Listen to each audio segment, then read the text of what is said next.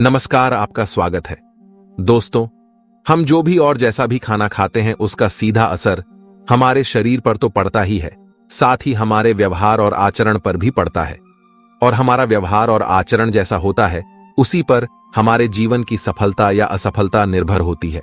दोस्तों, खाना कैसा होना चाहिए, कैसे खाना चाहिए और खाना खाते समय किन बातों का ध्यान रखना चाहिए, इसके बारे में हमारे शास्त्रों में बहुत ही डिटेल में बताया गया है। अच्छा और अच्छे तरीके से बना हुआ खाना हमेशा ही हमारे लिए फायदेमंद होता है। इसके अलावा हमारे शास्त्रों में यह भी बताया गया है कि खाना बनाने वाले को भी कुछ नियमों का पालन जरूर करना चाहिए, जिससे उसके बनाए खाने से घर परिवार में सबको फायदा हो सके। खासकर यदि घर की महिलाएं उन सभी नियमों को ध्यान में रखते हुए खाना बनाएं, तो उस घर में हमेशा सुख, शांति और समृद्धि बनी रहती है और घर के लोग मुसीबतों से दूर रहते हैं। उन सभी नियमों में सबसे बड़ा नियम यह है कि घर की महिलाओं को खाना हमेशा सुबह जल्दी उठकर बना लेना चाहिए। आप सोचेंगे ऐसा क्यों? तो आइए हम एक कहानी सुनते हैं जिससे आपको यह बात समझ में आ जाए। बहुत पहले एक गांव में रमेश नाम का एक व्यक्ति रहता था। रमेश बहुत ही होशियार और हुनरमंद कुंभकार था, जो कि मिट्टी से ऐसे ऐसे सुंदर सुंदर बर्तन, खिलौने और अन्य चीजें बनाता था कि लोग देखकर हैरान रह जाते थे। उसकी बनाई हुई चीजों को खरीदने के लिए लोग दूर दूर से आते थे। इस प्रकार अपनी कला से वो अच्छा खासा पैसा कमा लेता था। उसने अपने लिए एक बड़ा सा घर और अन्य सुख सुविधा की वस्तुएं भी जुटा ली थीं। लेकिन दुर्भाग्य से अपने माता पिता की मृत्यु के बाद रमेश अपने बड़े से घर में अकेले ही जीवन यापन करता था। उसकी बुआ से उसका ये अकेलापन देखा नहीं गया और उन्होंने अपने रिश्ते की एक सुंदर सी लड़की शांति से उसकी शादी करा दी। शांति सुंदर तो थी, लेकिन बहुत ही आलसी थी। किसी भी काम में उसका मन नहीं लगता था। उसे नींद बहुत प्यारी थी, जबकि रमेश को भोर में उठकर नित्य कर्म निपटाकर अपना काम शुरू करने की आदत थी। शांति सुबह देर से उठती थी और थोड़े बहुत काम किए नहीं कि फिर से सो जाती थी।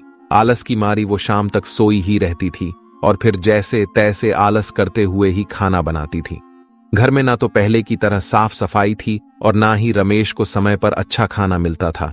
घर में कोई बड़ा भी नहीं था जो शांति को डांटता समझाता। शादी के कुछ महीनों तक तो रमेश ने सब बर्दाश्त कर लिया, लेकिन अब उसे लगने लगा था कि इससे तो वो कुंवारा ही ठीक था।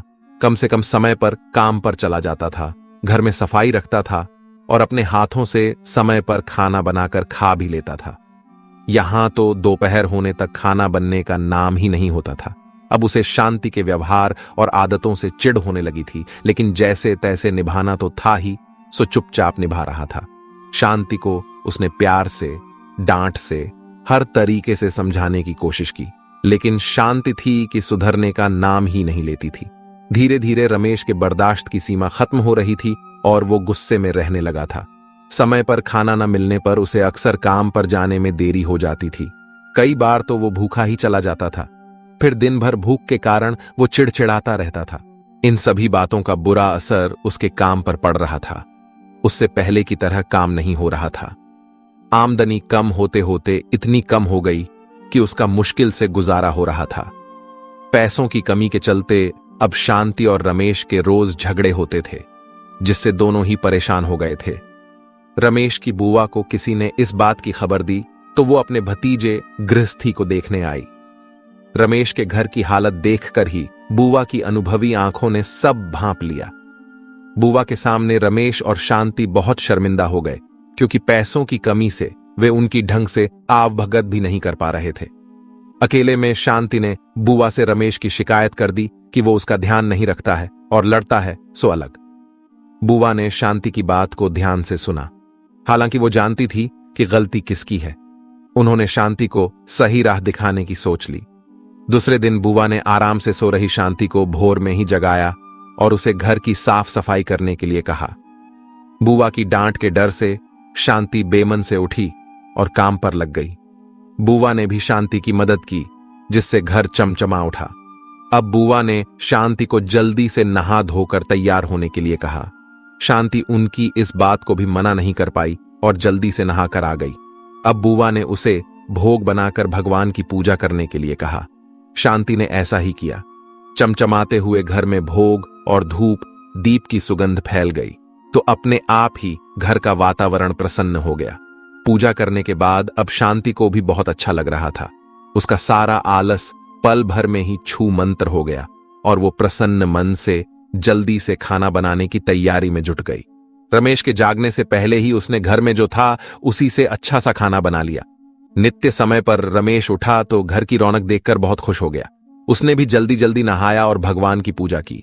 रसोई से आ रही खाने की महक से उसकी सोई भूख जाग गई और जब शांति चेहरे पर मुस्कुराहट लिए उसके सामने खाने की थाली ली आई तो वो शांति के बदले हुए व्यवहार से हैरान रह गया। उसने बुआ की तरफ देखा तो वो भी मुस्कुरा दी।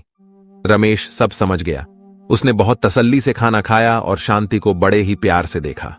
रमेश की नजरों में अपने लिए प्यार देखकर शांति को भी सब समझ में आ गया। उस दिन शादी के बाद पहली बार रमेश भरे पेट घर से निकला था। अच्छे खाने के असर से दिन भर उसका मन काम में लगा रहा, जिससे उस दिन उसकी अच्छी कमाई हुई और शाम को वो खुशी से घर लौटा। शांति को अब अपनी गलती का एहसास हो गया था।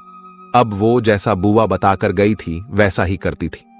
सुबह जल्दी उठकर खाना बनाने से रमेश कभी भी काम पर भूखा नहीं गया।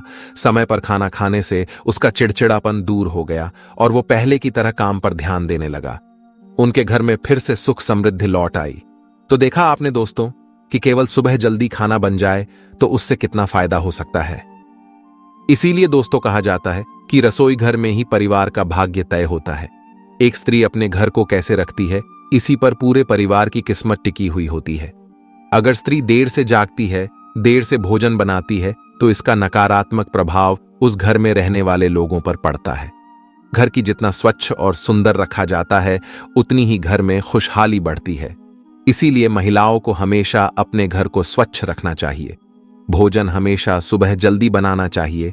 देर से बनाए हुए भोजन पर अशुभ शक्तियां अपना हक जमा लेती हैं।